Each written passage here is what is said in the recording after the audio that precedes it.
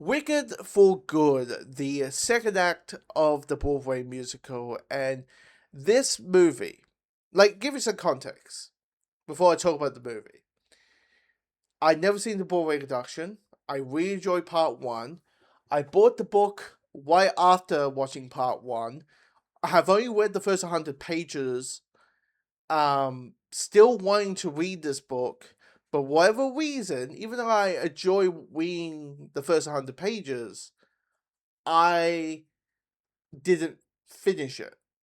It's always a weird feeling where you don't know why you stop doing the thing that you enjoy doing. If it's reading a book, or watching a movie, or a TV show, or playing a game, or whatever it is, you stop doing it even though you're enjoying it. But anyway, so I came back after I just came out seeing part two for good. And what I will say here is when the credits roll, this I quite enjoyed the movie. I thought it was a really good, solid movie. But the stuff in the first act, and there's something that happens in the third act, in the final 10 minutes of the movie, where you get it, you need to have this happen because Wizard of Oz told you so. But how they do the big twist there's a twist at the end. We're dealing with a character, trying to be very vague here, that felt very fanfiction-y. I'm one of those people, when people say, this feels like fanfiction, I'm the guy who goes, no, it does not. That felt fanfiction. That felt so The Tribe at the end. It felt so, really, we're doing that? Of course, that's what it is. Okay, maybe that's in the play, maybe it's in the book, maybe. But I was like, and maybe it works better here.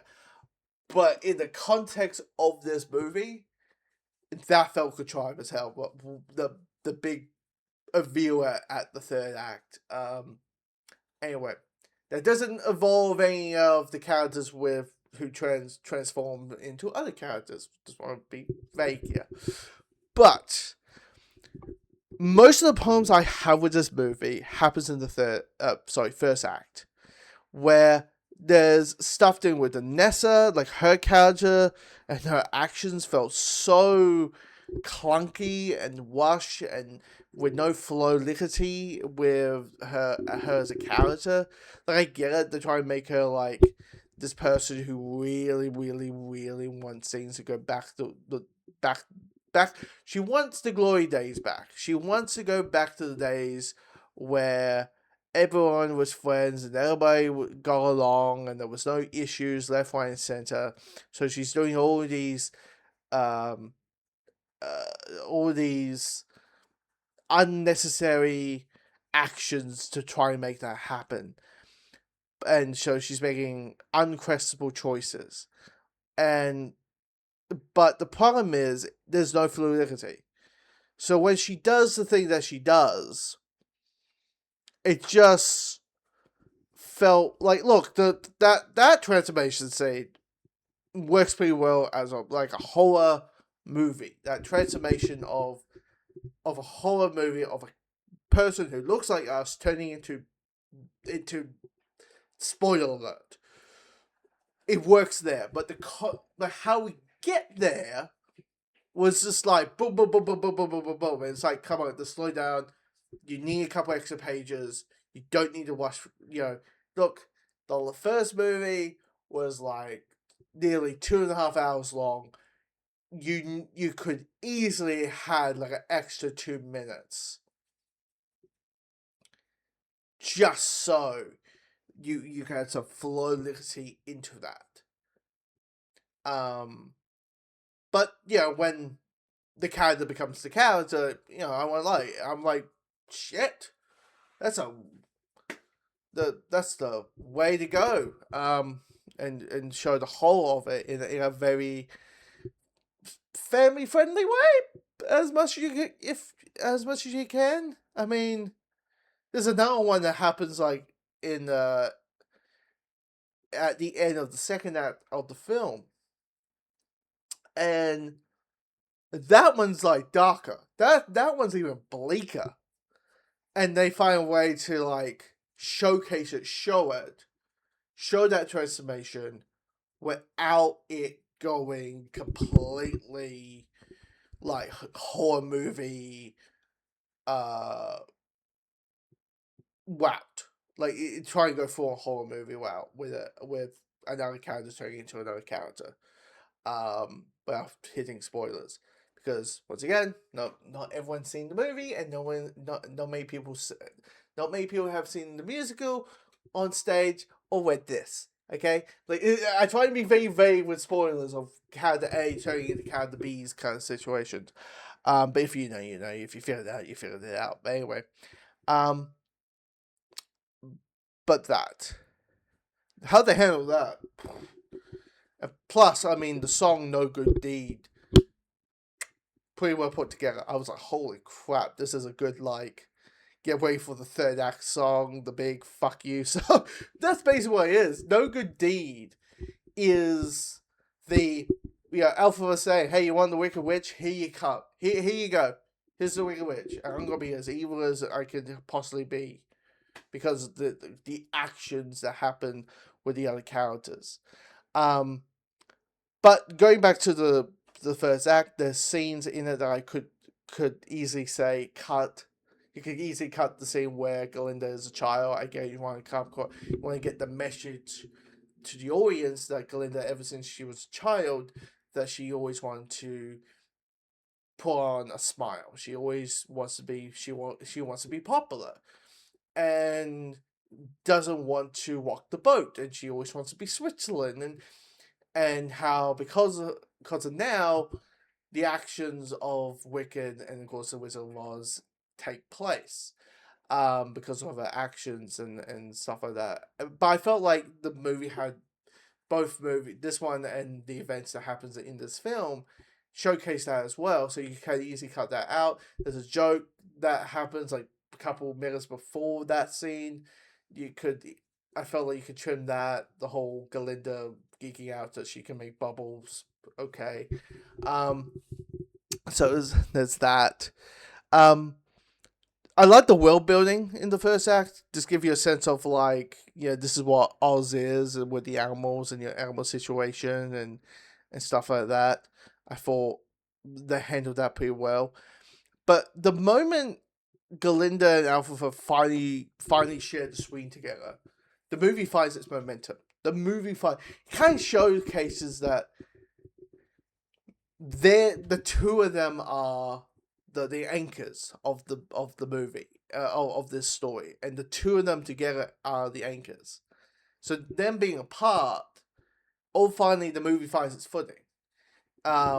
So it works pretty well put together. Now, how they handle the Wizard of Oz aspect of things, because it hits, the final, I'll say the final 45 minutes, the final 30 minutes, we see the events of Wizard of Oz. We don't see Dorothy. Well, we see Dorothy, but no face.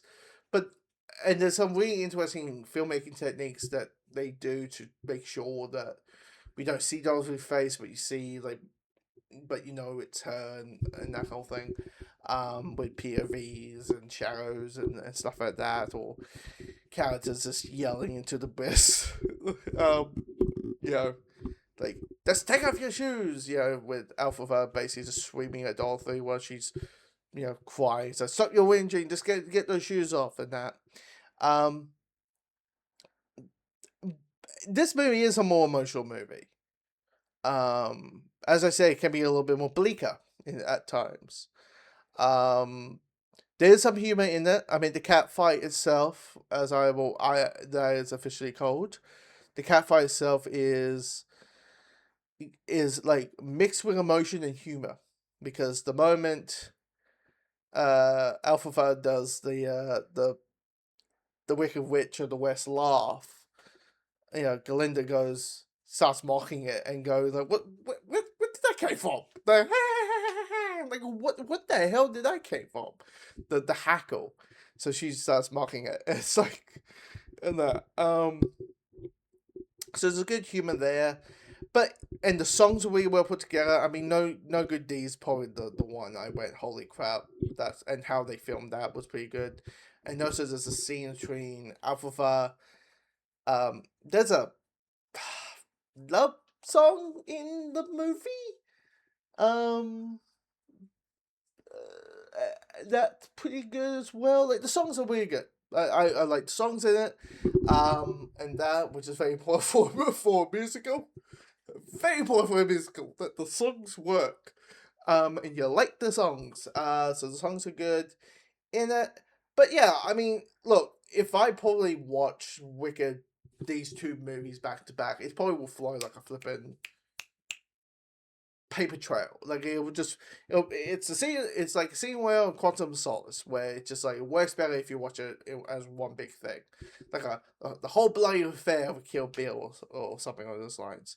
So it might be that situation. But look, I have issues with the film, but those issues didn't take it away from me. There were some times that I went a little bit weepy eyed. Not totally like, but it's just like, oh my, that's getting a bit watery. Oh dear. Oh my. Ears. I'm going, yeah. And that. I won't lie. To end this off, I couldn't help but laugh my ass off with like Galinda going, "Hey Dorothy, this girl on that road." Everybody has made this joke with the first movie, but it's funny when you're witnessing it, when you're seeing it. It's like, "Hey Dorothy, just take that yellow big road, you'll meet the wizard." Even though there's a train right over there. Right over there, there's a train. Way over there. I mean, you could take that, it could make you faster, but I get it, you're from the 1930s, so the idea of, social media and cars, I know you just took a bike ride and all, I know you have no need for exercising, but, walk versus taking the train. Yeah. It's not like, you know what? It could be the sense of maybe it could be Galinda's version of, hey, you crossed your house crossed my best friend's sister, so maybe F you. Go walk. Maybe that's the situation. Maybe that's the mindset. Than taking the train. But anyway, if you've seen the movie, comment below. Let me know your thoughts. Oh, by the way, the performances are great. Yeah, performances wonderful, amazing, chemistry great. Anyway, comment below. Let me know your thoughts of this movie and the two parts as a whole.